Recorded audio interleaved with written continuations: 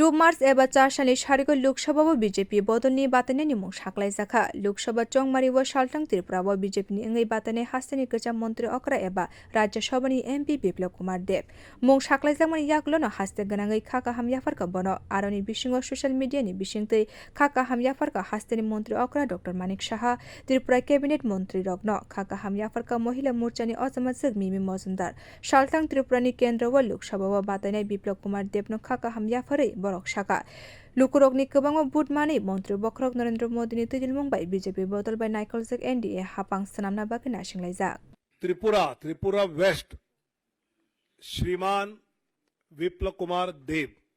चासलो बेबगै 195 बातायनायनि मुं साखलायखा वाराणसी लोकसभा केन्द्रनि इंगै बातायनाय हाकोतनि मन्त्री बोखरक नरेन्द्र मोदी उत्तर प्रदेशनि अमेथी ते फतेहपुरनि इंगै बातायनाय स्मृति ईरानी ते सदवी निरंजन ज्योति मध्य प्रदेशनि गुन्ना लोकसभा केन्द्रनि इंगै बातायनाय ज्योतिरादित्य सिंधिया केरलानि तिरुवनंतपुरमनि इंगै बातायनाय राजीव चंद्रशेखर मथुरा लोकसभानि इंगै बातायनाय हेमा मालिनी वेस्ट-बेंगलनि हुगली लोकसभानि इंगै बातायनाय लॉकेट चैटर्जी